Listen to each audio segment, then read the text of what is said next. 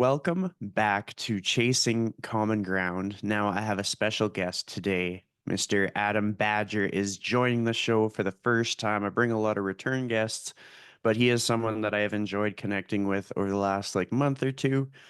We have a lot of mutual friends, mutual connections. So welcome, Adam. How are you doing today? I'm doing great, man. Thank you for having me on. I'm really hoping to be a repeat guest. Absolutely. I mean, I'm not too stuck up where I don't bring people back, and it's just we've had some good chats, and I'm looking forward to diving into more. But a lot of the people who listen to my show, maybe some of them know who you are, but some of them may not. So give us kind of a rundown as to who you are. I would probably guess that most people who listen to the show probably don't know who I am. I don't have a massive following by any means, but like I said, we do have a lot of mutual people. My name's Adam Badger. I live in New York, currently upstate New York. I'm a fitness coach, but I think I've kind of fallen more into a lifestyle coach sort of arena. A lot of work on mindset with my clients. I've been a coach now for over 10 years. I've been working out and in the fitness hobby since I was like 13, 14, so 20-ish years. I'm a father and a husband. I have two kids, a 4-month-old daughter and a three and a half or about to be 4-year-old son, and I have a wife named Megan, and that's those are that's where my roots are. Is like that's the most important thing in my life is my family. And that's pretty much it. I've come to discover that I don't really have a ton going on outside of those things. Well, I mean, it's all about perspective. Like, I find oftentimes if you have connections with people, it kind of unpacks a lot of layers to them that they might not have even thought to acknowledge. Hmm. Kind of similar to if we're filling out a survey and it prompts us to respond to things that we're passionate about or things that we're proud about. Sometimes it reveals hobbies that we don't bring up, or it reveals qualities of ourselves that we forget to use to describe ourselves.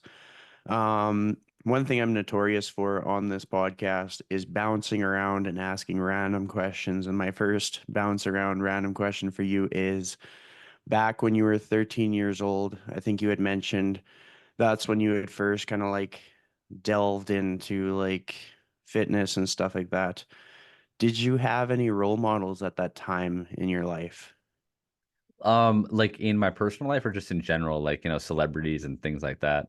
Well, probably leaning more towards personal life. Not, I mean, not really, to be honest with you. I'm the oldest of three boys. So I always kind of felt like I needed to take on that role model responsibility at a young age. Um, you know, uh, my dad is I love him, and he's been sober now for almost 20 years. But he was pretty deep into addiction through a lot of my childhood. Um, so I thought my dad was like super like cool as a kid, like all kids probably do, but I don't think I had a set like role model of like, hey, this is you know, how you should eat. This is how you should work out. This is how, you should like live life sort of thing. Hmm. So I think one thing that I've worked on over the years and continue to work on in my adult life is, um, I've always, kind of given up authority to people as like almost like this child, like, oh, will you be my role model? Like sort of thing throughout life. So at the time, to answer your question, I didn't have like a specific person who was like a coach or a friend or an older brother or an uncle who was like teaching me how to do it. I was kind of like learning it all on my own. And Hmm. I think that is one of the reasons why I am so relatable and work so well with the general population is because I know how long it takes to figure this stuff out on your own. So I like to help people, shorten that gap. Totally. I like that. And to expand on that, recently I did a survey in my Instagram story because I was kind of just curious to see other people's experience. And essentially, the survey was asking if people had someone who kind of inspired them to go to the gym because they went to the gym, or maybe even just someone in their life who kind of took them under their wing to take them to the gym. And a person's response to that, there was no right or wrong answer. It was just Hmm. kind of like me understanding other people's experiences better while I reflected on my own. Hmm. And then there was like a part two to that question where I asked if people were committed to being that role model for other people now that they're at their present point in life. And the cool thing is that like there was a lot of scenarios where the people who maybe didn't have a role model were that much more passionate to be a role model. Hmm. And that's also a huge factor as to why like this podcast was busy, busy, busy. I was recording probably like 3 to 4 episodes with guests per week at one point Wow. in time. Part of that was due to just like timing of my career. Like I was financially stable, but I obviously had some extra spare time, so I was kind of like I wanted more control over my future, and I felt more control when I connected with more people, learned more things, and kind of produced more content. Um, but then as I got busier, the podcast kind of went to the back burner, and then I Hmm. was kind of thinking like I I don't know if my podcast is necessary. I don't know if like maybe I talk too much, maybe I'm too passionate, maybe nobody actually likes the podcast. So I'd kind of slowed down on it. But then as I was talking to more like young people, like age range of like 10 to 18, and Hmm. they were telling me about the people that they follow on YouTube and like the people whose advice they were learning from, I was like, that's garbage advice. And so I would like spend time talking to them. Like a lot of these, I have relatives over in Denmark, so I got to spend time with them. I have younger clients who are in their teenage years. Um, I hear insights from my nieces. They stay out of trouble. They don't listen to any garbage. They're pretty smart. But like getting exposure to all of the what's influencing youth. And I was like, Hmm. you know what? I gotta dial things up with the podcast, and so do all my friends Yeah. because there's outright garbage out there. And so if they can come across someone with maybe a smaller following, that's actually producing substance, like things that actually help, not Hmm. only like on a mental, physical level, but just like an overarching like lifestyle level, Hmm. um, then it actually makes an impact because otherwise we're gonna have all these people dry scooping AG1 powder because some influencer told them it was a good idea. Yeah, Um, man. Dude, that resonates with me a lot. Like I said, like throughout my entire life, I've been the person, the young person following, not great advice and just giving up authority, like and ignoring my own principles and gut instincts. And I mean, I always had like the baseline, like I never was like screwing anybody over or hurting anybody. But like when it came to how to navigate the world and become financially stable, become a man, I didn't know what to do. And didn't even know it at the time, but I was just looking for someone to take me under my wing or me under their wing.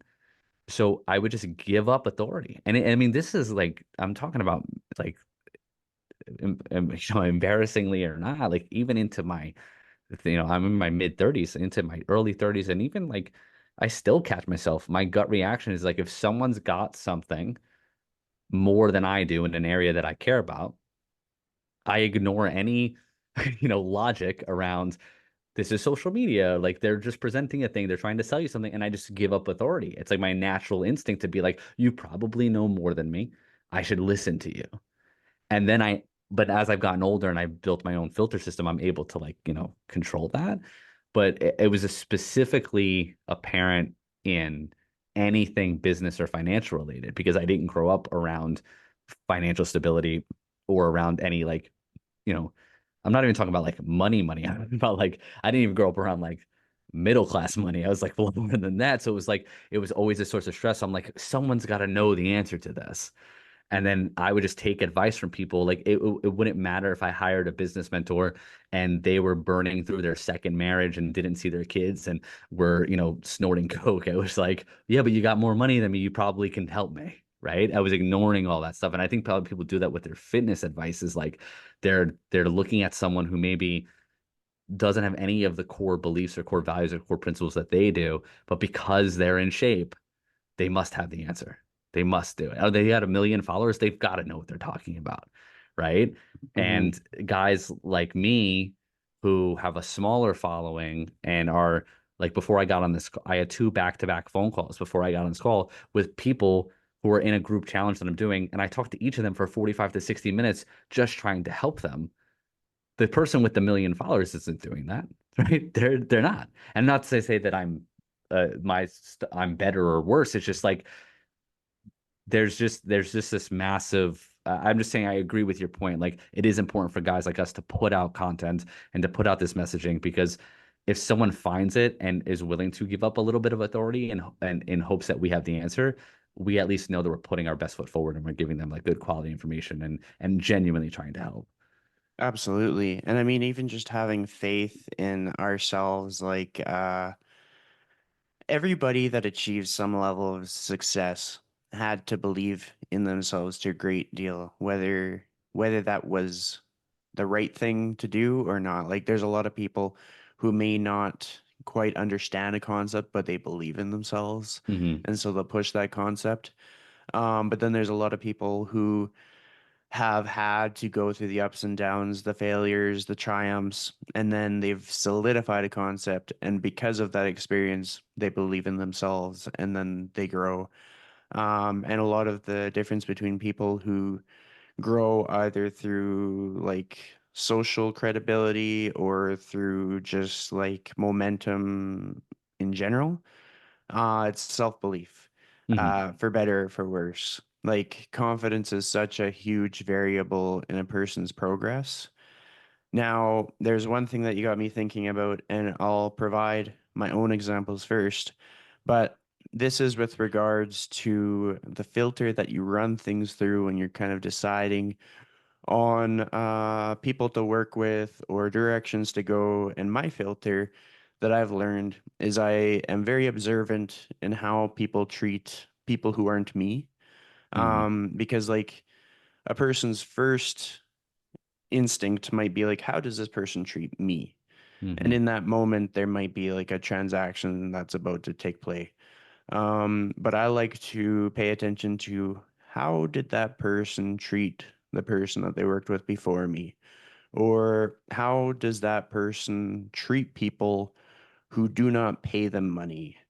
And in some instances, I have seen lots of issues where, like, maybe somebody didn't do what they said that they were going to do, or maybe someone was quick to take money, but very delayed or completely absent to deliver any kind of a service. Hmm. And they showed no remorse, or perhaps in displaying their value, their biggest value add was that they had a big following. It wasn't what they knew, but it was like Hmm. how many people knew who they were. Hmm. And those are like the red flags for me. And then the green flags are like if I had a mutual friend and that person was struggling, and this person that I was kind of running through the filter reached out and helped that person, green Hmm. flag, instantly putting a mental note in my head. Hmm. If that person's passionate about like their pets, green flag. Hmm. If that person displays like family or friends as like one of their core values, like they'll stop working at a moment's notice to be with friends or family, green flag. Hmm. Even in instances where they need to ask something of me in order to spend time with friends and family, I'm like super aligned with that. So now I'm curious to know what your filter system is. It's really good, man. I probably haven't I probably need to articulate it to myself more because I think sometimes it's a little bit too on the fly, right? Like I've noticed, and I apologize for being too maybe too vulnerable here, but I think one thing that I've worked on over the years is that like I just learned as a growing up that I just didn't build this, I didn't trust my gut, right? So I would know something didn't feel right, but still pursue anyway because I was like, oh well, maybe this is me just trying to stay in my comfort zone and like but my filter honestly is not too much different from yours. It's if someone is if everything relates back to money and status, that's like a red flag for me, right? If someone's like talking about, and not that I'm not judging anyone, but if someone's talking about how, you know, they don't see the point of having kids because that's going to impact how much they can focus on themselves, on their career, or their, how much money they can make. That's like a red flag for me because like I'm someone who has kids, and it's not a red flag that I think that that's a bad person. It's like, okay, well, that's probably not someone I should take advice from when it comes to business, right? Because if they're like, hey, I don't even want to think about having a kid because I it's going to impact how much money I could potentially make, then I'm like, all right, well, then I can't follow your advice because I can't work 17 hours a day because I have two kids that I want to be present for. Um, I think a green flag for me is how someone talks about others, when they're not around, right? So if someone is, it doesn't mean that you only say positive things, like if that's not how you genuinely feel, but you can tell, like, let me know if this makes sense. Like you can tell someone if they're just commenting versus they're like being like hurtful with their language, right? So if you dealt with someone and they screwed you over, and then you talked to me and you said, I didn't really have like a great experience with that.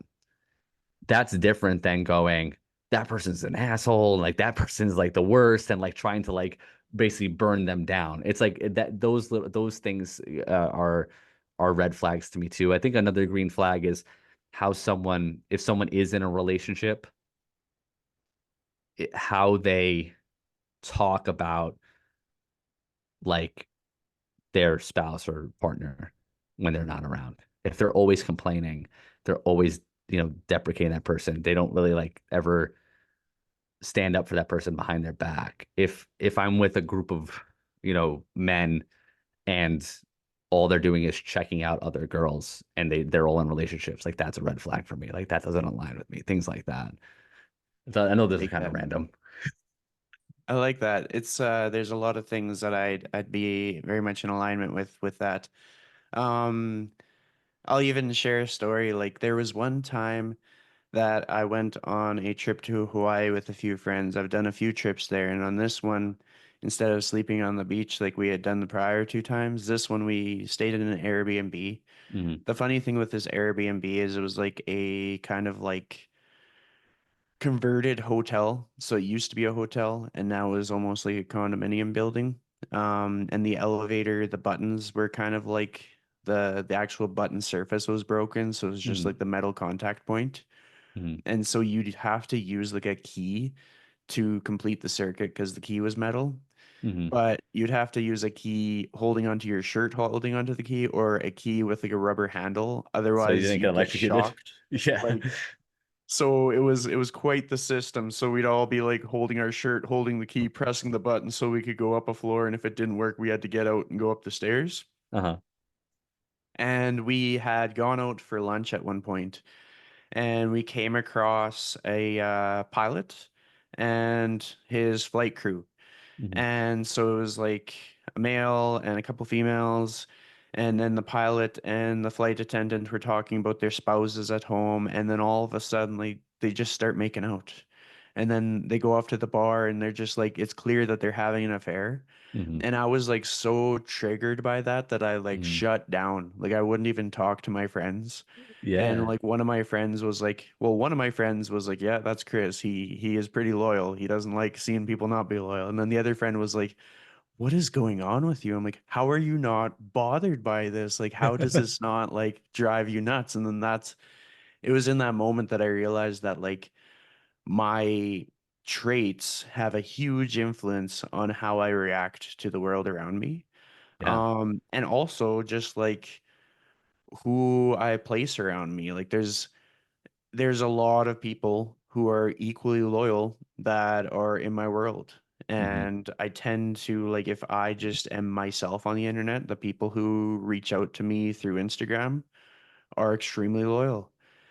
And so it was just like learning that was cool because like it's not everybody is going to be the same. Some people are like, oh well, it happens. It's kind of that's just the way it is. And for me, I'm like, that doesn't have to be the way it is. Like Yeah. we can hold ourselves to a higher standard. And I'm not 100% sure with where I was going to go with that story, but I do have my next question for you, so Go rest for it. assured. Uh, I always want to know like what a person's next plan is. Like maybe it's like what is something in your life that you want to outlive you? Um, and how are you working on building that up to be greater and greater as time goes on? Um,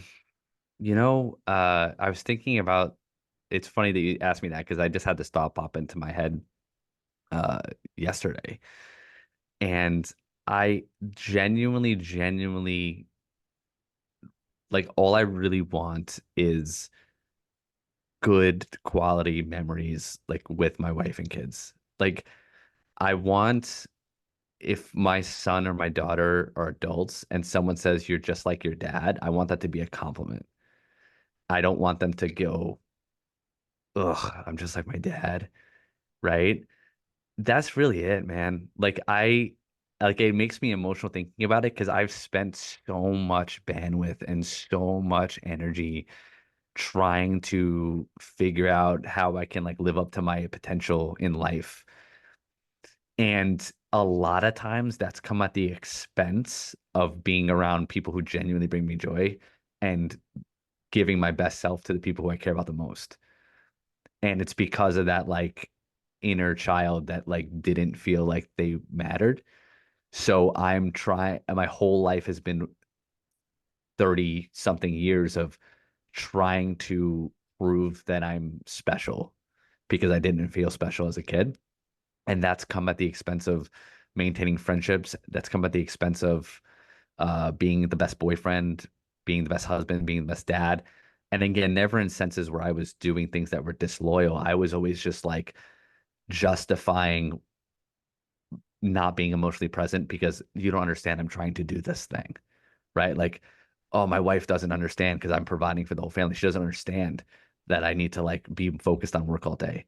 My kids will understand when they're older that like I wasn't able to that I wasn't being like that I was getting too frustrated when they wanted to play with me because I needed to go back to work. Like I've made those mistakes and it's come back to smack me in the face too many times to and not that you can't do both. I don't know. I'm just getting to a point in my life, man, where like I want to help people. I want to have an impact on the people that I work with. I genuinely do. I want to do podcasts and content so that like there's a piece of me that like sticks around when I'm gone and has a positive impact on people.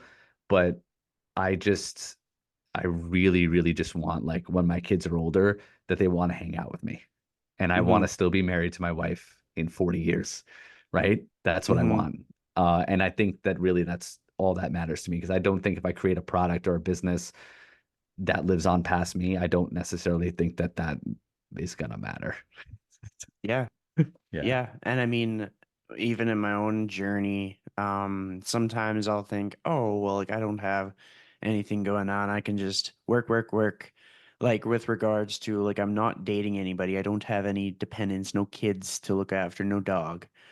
But fortunately, I haven't gotten too trapped down that rabbit hole because I've realized I'm like, there is so much that I can soak up at this point in my life. Oh Like yeah. my parents are in their 70s and I get the privilege to be able to go hang out with them. Like I actually try to make a routine where we'll hang out like once a week at least. Hmm. There's some weekends where like they're traveling or I'm busy with something. Like this weekend I'll be very busy helping with the Evolve Strength conference, Hmm. working behind the scenes on some of the production. But the typical weekend, we'll be able to share a meal together. We might go over some fitness stuff. Like they're both following some of my online programming and stuff, just to kind of like the That's goal great. being to allow them to keep up their quality of life. Like there's just we get creative and the exercises, their programs are completely different because they have completely different things that are kind of like bothering them as they age. Hmm. And then I'm just every weekend I'm learning something new from them. Like they have so much to teach me. And so, and then like the same thing, like if my siblings texted me like right now and were like, "Do you want to hang out with me on like Thursday?" I'd clear the whole day there'd be Hmm. like I'd be moving calls, I'd be moving like every obligation that I have. Hmm. Because those moments don't come up very often, and the older we get, the rarer they happen. Hmm. And like even just like from a professional standpoint, there's dozens of things that I should have had completed in January. Hmm. Like some of the back end stuff for my own business. Like I've got courses that are in the middle of being developed. I've got my website that's almost done, but not quite. I've got all these different things that I should have essentially had completed in January, but it's because I've chosen to really prioritize like the connections that I have access to now. Hmm. Because now is a time, like even if I don't have all the connections that I thought that I would have when I was younger, like when I was like a teenager, I was like, yeah, when I'm like 25, I'll probably have a few kids by then. I'm 32. And Hmm. so it's like that's not how it went, but that doesn't mean that I can't like soak up the moments. But kind of echoing your sentiments, like the things that outlast us, like I think our podcasts are cool because that's kind Hmm. of like a time capsule. Yeah. And it's sort of like in contrast with building this big business. Like, let's say we're trying to build something that ended up on the stock market and outlasted us in that way. Like, Hmm. that takes a lot of effort. Yeah. But having conversations and capturing them, not as much effort, but Hmm. like huge impact if the right person comes across it. Yeah. Um, One of the things that's inspired me is like many of my most passionate listeners have known me for the least amount of time, Yeah. but have listened to the most episodes. And then the people who've known me for the longest amount of time may or may not have listened to the least amount of episodes. Yeah. And it's just like super enlightening for me because I'm like, okay, so where I might be focused on the people who've known me the longest and like, ah, what does he do? Or like he talks too much or something like that. What I'm missing is that like all it takes is connecting with a few new people, and all of a sudden, like the whole library of everything you've ever done is extremely valuable to them, Hmm. which is huge to me. But I think what I hope that people get from that little snippet of our conversation is work is always here. Yeah. But these moments and this sense of purpose with who we are to our family and friends, that is not always here. Like life is very short and a lot of things happen without warning. Like Hmm. people don't always live to 80. People can be healthy one day and fall ill the next week.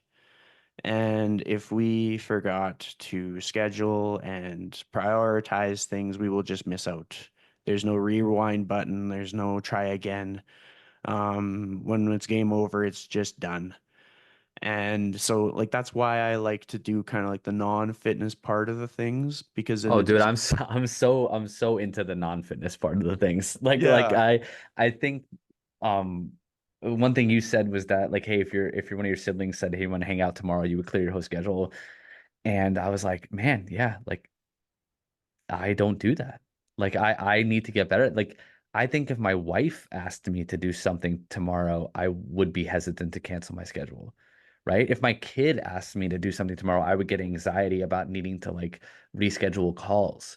And it's because of that like scarcity approach to my business in my head, in my subconscious. It's like, oh, this can get taken away. This is my vehicle to provide for my family. So if I reschedule a podcast or I reschedule a console call, that might never come back to me. And then sometimes I don't treat my moments with my family like that. And again, like I'm just being totally like honest. I don't have it all perfectly figured out, but I work daily to try to be better at that stuff, because there's many times where I get to the end of the week and I'm like, all right, I'm gonna start taking weekends off of work, and then the weekend comes and all I'm thinking about is work, and all I'm panicking about is work, and all I have anxiety about is work, and then I'm going on a trail walk with my wife, my two beautiful kids, and I'm like physically there, but I'm like not mentally there, and that's something that I've had to continuously work at, because it's just this hardwired like trauma response to, oh no, like all my clients could cancel tomorrow. The any people interested in coaching could dry up. What if I didn't do enough content this week? What if my content's not good enough? What do I need to fix? And I think that a lot of people deal with that with their health and their fitness, right? There's just like all the things they could be doing and they don't know what to do, so then they just like freeze. And that's one thing that I try to help my clients with, is simplifying the process. Hey, listen, as long as you're doing these 3 to 5 things most of the time, everything's going to work out. And getting them to be more present in life and be more confident in their process. Like that's what I help people with, and I'm able to do that because I have to do that with myself daily. Mhm. I mean, what I've found to be helpful in kind of creating those openings for life is using technology to make it easier. Hmm. A scenario being that like if I needed to clear out my Thursday schedule, it's one thing to say, hey, I need to move this appointment. What day works for you next week? Hmm. And if I did that, a lot of the times people don't have an answer quickly. And so because it takes so much effort to kind of come up with the answer, they might put it off and then they don't get their appointment. Um, and so I'll use kind of the same techniques that I might use for like a sales call, Hmm. where I either offer them two options that based on my intuition, like usually if somebody has an initial call with me, I can assume that their availability is pretty good around that time of day if I Hmm. offer it on different days. So I'll either provide two options based on like some of the times we've already spoken, Yeah. or and if it's time zone stuff, I always have to cater to their time zone so that I don't Hmm. confuse them. And then Yeah. the alternative is just utilizing like there's Calendly, there's all the different like scheduling softwares. And even though it may seem like over the top for like let's say we're rescheduling like a coffee meeting or something like something where it's not like business related per se, Hmm. even though it may seem like overkill, it makes it that much easier to kind of like follow through with like keeping that person in the calendar. And then sometimes, like I've been fortunate to have very clear weekends at this point in my career Hmm. where I basically like kind of set boundaries where it's very hard to book my time on the weekend. Hmm. But in the situation where, let's say, I spent like a Thursday with somebody and like the whole day got cleared out, then I would just open up like a Sunday Hmm. and see how many things I could transfer over to the Sunday, and that would be the trade-off. It's like Yeah. once in a month opportunity to spend time with somebody I hadn't spent one-on-one time with in years Hmm. and just making it work for that weekday and making up for it on that one weekend. And then the other weekends, I can be back to my normal routine. Hmm. But it's just like, in order to make things kind of go the way that we want, I think when we communicate like our intentions with things, like if I was moving someone's session, but it was so that I could have more like connection in life, I would equip, like in most cases, it would be a lot of clients that I would Hmm. have to inform. And so I would equip them with the context that I'm like, I'm not asking to move this so that I can like work more or so that I can talk to somebody else. Hmm. This is so that I can make sure that I'm taking care of my social connections. Yeah. Because a lot of the conversations that I have with people is making sure that they can reach their fitness and nutrition goals without sacrificing their social pillars, like without feeling like they have to bring a container of meal prep to the turkey dinner, Yeah. and without bypassing enjoying like visiting a local brewery. Like if Hmm. they're not someone who is living like a lifestyle where they're alcohol free, if they're still having alcohol, breweries are a really cool place to go. And you get to experience the craft of making something that is unique, especially when it is like a microbrewery. Hmm. And so then it's like your opportunity to partake, and then you just get to practice moderation. You're not gonna take their whole inventory. You might try a little bit of everything, and then you Yeah. get to have that experience. You're probably with friends, you're having great conversations, it boosts your morale, and you feel that much better about how your week went. Whereas a Yeah. lot of people will enter into these fitness programs and they'll think, oh, I have to cut all that stuff out. Oh, And I like just had we, that conversation with someone today. She yeah, was like, "Oh, what I'm really upset, what I'm really nervous about is my son's getting married in like 6 weeks. How am I going to stay on track that weekend?"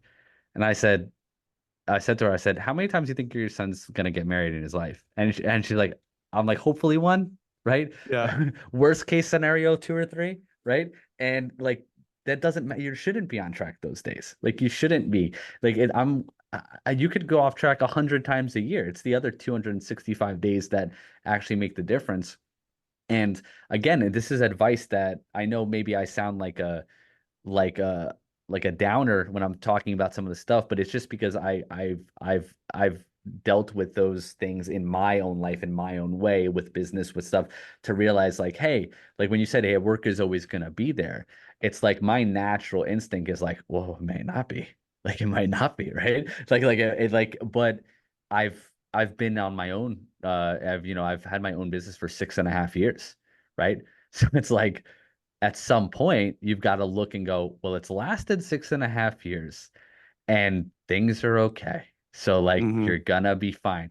And what always brings me energy and gets me back into a positive mindset is doing things where I have to show up as a coach. Like when I had those two calls and I'm doing this with you, I'm gonna be done with that and I'm gonna feel way better about my career, even though I made $0 from any of those things. Because I'm like, oh, I am good at this shit. Like I do it. So I think when it comes to your fitness goals, if you're someone who is lacking confidence and you're falling off track, the way to get back onto it is not to lose the next pound. It's to do the next thing that you should do. So like if you miss 3 days at the gym, the way to feel better is to go to the gym. It's not right. It's not to figure out what you need to cut out of your diet. It's like, oh, go do the workout, prove to yourself that you can do it. You're going to feel a little better. Right. So I think that that's a really important takeaway for people too, is to remember if you're ever in a situation where you are lacking confidence or you are taking a hit or you are falling off track, the best way to feel better is to just do the thing that you should be doing and prove that you're good at it. Absolutely. So I have another side quest for us. We're totally changing the topic here, Yeah, let's do it. but I couldn't help but observe your tattoos. Now, first, I'll share stories of mine just to kind of like break the ice here. So I got the Hmm. two tattoos, but I'm planning on getting more as I get older. So I got Hmm. the "I know that you can do the impossible." Hmm. It's a Terry Fox quote, but it's inspired by Lord of the Rings font. Oh, And okay. the cool thing is I got the concept for this tattoo because I saw it on a former Edmonton Oiler, Ryan Jones. He had sort of like this Lord of the Rings style tattoo. That's And pretty cool. the really neat thing is I actually got to interview him on my podcast, so I got to Oh, wow. understand like more about his tattoo. And like Yeah. as a kid, he was like a huge role model for me because he played hockey in the community. He was kind of like the underdog on the team. He was never like a superstar, Mm. but he had so much grit and like he was just going to push himself to play as well as he could, even at his current like level. And so I learned that his was more like religiously based, Hmm. but still had like kind of similar it was values based. So my tattoo, the reason why I felt like I could get it and have it stand the test of time, still be valid years from now, was because I was like, there's going to be times where I'm going to try and achieve things that nobody I know has ever done. Hmm. And I'm going to need somebody that gives me some kind of words of encouragement. So there's been Hmm. countless times where I've been like, look, I got this tattooed on my arm and it says, I know that you can do the impossible. So I gotta like pull something out of my butt to be able to pull this off. That's awesome.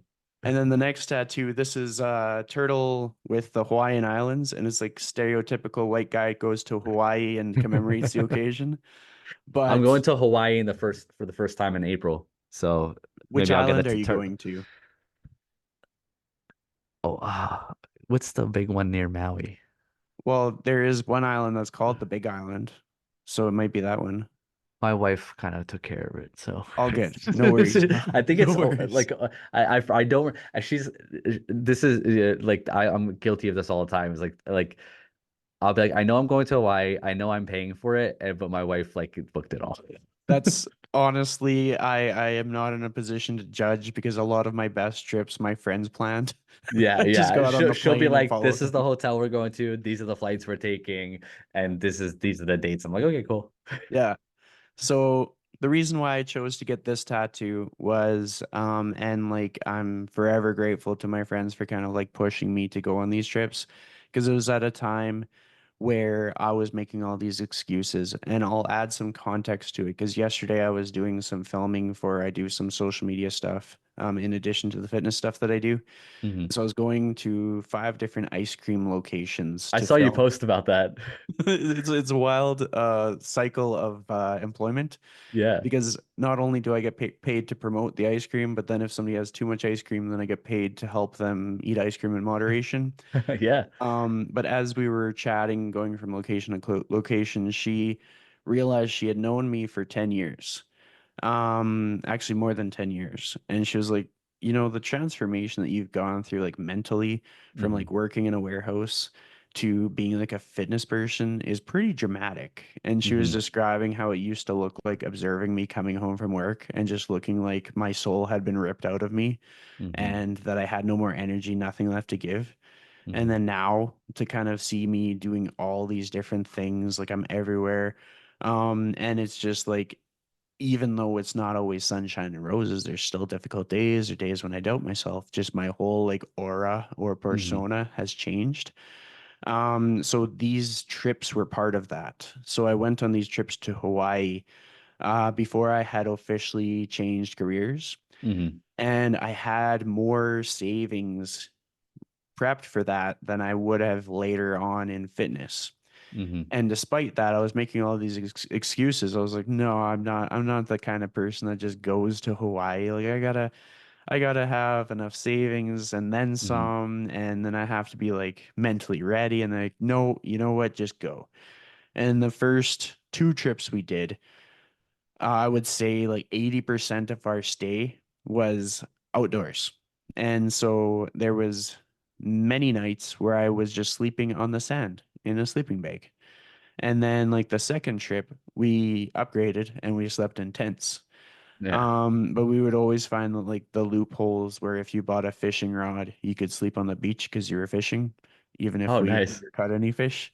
And now I will say like there's a big part of me that feels like I need to be responsible for what I'm promoting here. So like we never left a mess. We were always Hmm. respectful. We didn't go on any private property or anything because like this isn't something that I want to become popular in Hawaii because like the Yeah. Hawaii is such a beautiful, magical place. Yeah. And like even the tattoo shop that I went for this tattoo actually burnt down in the fire. I think it Oh, was in wow. Lahaina. And so I was like, wow, like so much of the experiences that I've had are Hmm. gone. Like the hikes that I've gone to, a lot of them have eroded just Oh, with like wow. weather. Yeah. So like these once in a lifetime moments that I have captured are truly once in a lifetime. And it doesn't mean that other people won't experience them, but it reinforces to me the value of just booking the trip. Just go. Just Hmm. like you don't even need a reason, just go. And so by having that tattoo, it helps me to just stop and just go. And so that was a big part of like I just spontaneously booked a trip to Denmark in May. I have relatives over there. Hmm. And so I was able to spend some quality time with them. And it wasn't because anybody had like a important occasion for me to go to. It didn't Nobody had to really twist my arm. Hmm. One of my relatives casually mentioned it on Facebook and I was like, you know what? I will come to Denmark. That's And awesome. I think they were all maybe caught off guard, but we had such a good time. And so those are the reasons that I have those tattoos. Now it's your turn. You can tell me about a couple of your tattoos that are significant or all of them. Totally up to you. So I've got one on my shoulder, this one here, which is a carousel horse. I don't know if you can see it very well. And it's based off of the cover art for Catcher in the Rye, the book Catcher in the Rye. And I read that book as part of a school project when I was 16, and I had moved from downstate New York to upstate New York, and it was a big transition in my life. Like we had like lost our home. Like we moved out of our house.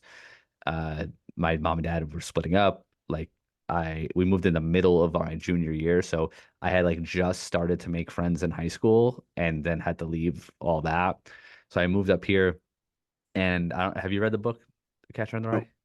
So the whole book is about this guy named Holden Caulfield who basically just feels like he's a teenager and he just feels alienated from society. Like he feels like he's like doesn't get people. Like he doesn't get why people act the way they act. He doesn't get why people are into the things they into. He just feels completely alienated. He like basically like runs away from school and goes to the city and is like on his own for like a few days. And he said he views himself as like the catcher in the rye, like this person who can like save. Basically, he just views himself as this person who is trying to like save young like kids from falling off the deep end and falling into society's like cycles.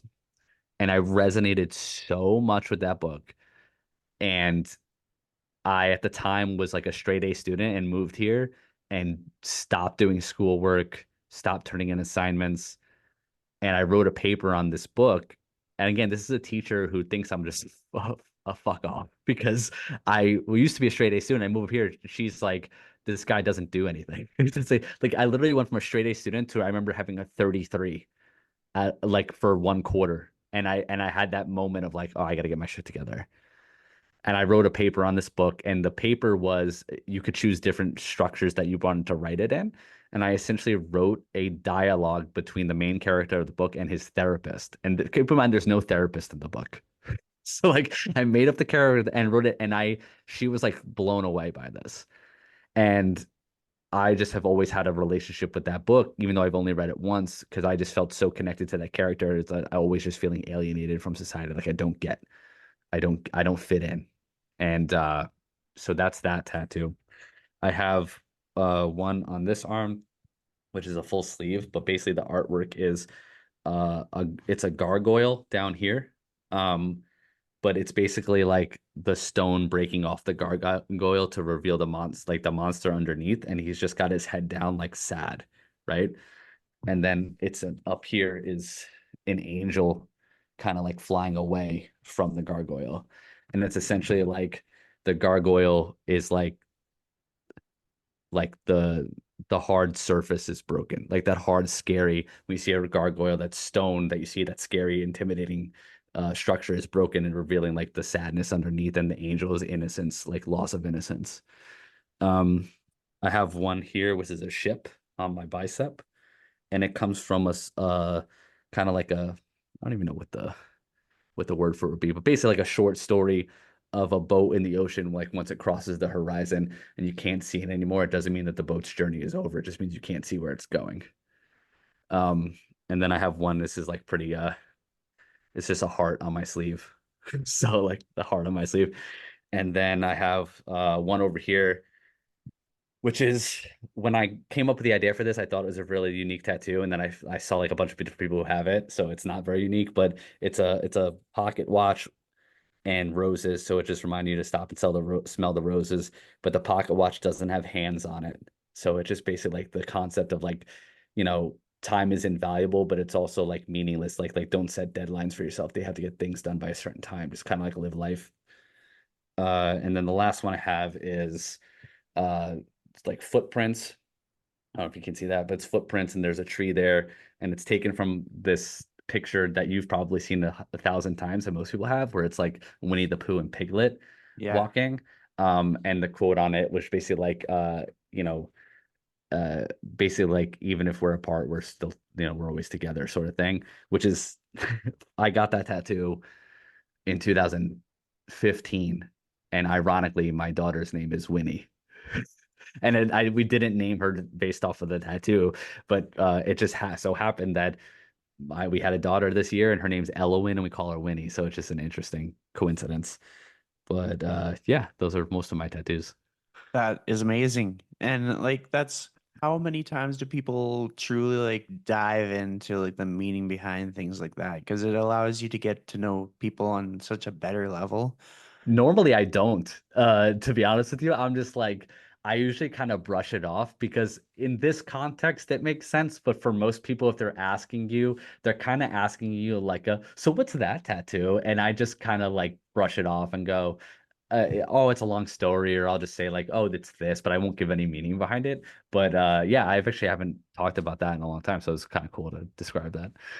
Yeah, I mean, like for me, I've had lots of instances where I'll ask people more questions about something, and sometimes just in the way that they respond, Yeah. it's kind of the same to like if you're at a party Hmm. and you notice the person who's paying the most attention to the dog at the party, Yeah. oftentimes they're a pretty good person. Yeah. And Yeah. so just like in observing like what comes out of a person when you ask them questions about their tattoos, or more similar to some of the observations we might make on a social media level, like if somebody was asked to describe 10 people and it's 10 people that they knew, would they describe their best qualities or would they describe their worst qualities? Like what would be their default? Because Hmm. some people, when asked to describe 10 people that they know, and they might actually even like those people, they Hmm. might be digging for their worst qualities. That's interesting. Um, and it's worthwhile to like challenge everyone to start looking for a person's best qualities. And it's not necessarily because we need to go be complimenting other people, but more so if you are someone who is kind of like wired to see people's best qualities, it's a very high chance that you are seeing the best qualities in yourself as well. Hmm. And to get like the outcomes that we're trying to get in our lives, we have to be capable of seeing our good qualities. Because if all we are seeing is our negative qualities, Hmm. it's not going to help us too much. And we're going to be focused on the wrong things. And we might be so critical of ourselves that we never make any momentum. Hmm. And like with that being said, like oftentimes the people who need to be checked the most, like the people who see that they have no bad qualities, Hmm. um, the most with the most conviction may actually have a lot of bad qualities, and maybe they just need to kind of like take some feedback and kind of like check themselves. But in most cases, the people who struggle to see their good qualities naturally have the most good qualities, but they're not benefiting from having those characteristics Hmm. because like they are counting themselves out of opportunities. They're counting themselves out of different conversations, different networks, different everything. Because like, nah, I'm not good enough. I shouldn't do that. I'm not good enough. I shouldn't do that. I'm good enough. They wouldn't want to talk to me. Like Oh that's one of yeah. my favorite things is reaching out to somebody to put them on my podcast because I want to talk to them. And like, well, what? I'm not good enough to be on a podcast. I'm like, you're good enough to talk to me. I'm like, Yeah, let's yeah, just have yeah. a conversation. So hopefully that's kind of like a takeaway that people can kind of like latch onto and learn from. But I'm curious if you were going to give the audience some advice based on what we've shared in this conversation that you think would help them in a very meaningful way, what would that advice be? Okay. Yeah, I would say overall, it would get very clear about what is important in your life and what you want to focus on, and try your hardest to, you know, make sure that make sure that when you're coming up with that list, it's not based off of what you think you're supposed to be focusing on. And that's the hard part, right? Because anyone, when you say, oh, what's important to your life, like everyone's going to default to what they think they're supposed to say. You have to be clear on like, okay, well, is that actually what my behavior supports, or is that just what I think I'm supposed to say? Because most people, will say, oh yeah, my family is most important. Like that's everyone's default, but a lot of people don't behave in that way. And sometimes it doesn't mean they're out doing shady shit. It just means, oh, you're just like so focused on yourself and your work or your fitness or whatever that you're not paying attention to the people who matter most. There's other people who, they're they've programmed themselves to, that whatever it is, their business or their body or their money or whatever their career, that's what's most important to them, and they've attached their identity to this goal or this dream, and along the way they sacrifice a lot of happiness too. So get very clear on like what is important to you in your life. Does it align with your core values, and does your behavior support what you're saying is important? And I don't think there's any goal or any uh priority that doesn't benefit from being in good health. So there's literally not one you could come up with where you're going to go, and that's the reason why I don't take care of my health. right? You can't be like, my family's the most important, so I don't have time to work out. My career is the most important, I don't have time to work out. My kids are the most important, so I don't have time to eat right. Like, I think that nutrition and your health, your nutrition, your fitness habits are literally some of the only things that if you prioritize them will have a positive trickle effect in every other area of your life. And it's very it's also very interesting that it happens to be one of the biggest things that people don't focus on. Hmm. I mean, that's like the perfect note to cap off this episode. And I just want to thank you for joining me. Just stay on the call uh before we sign off, but we will cap off the episode. So thanks so much for joining me, Adam. Thank you.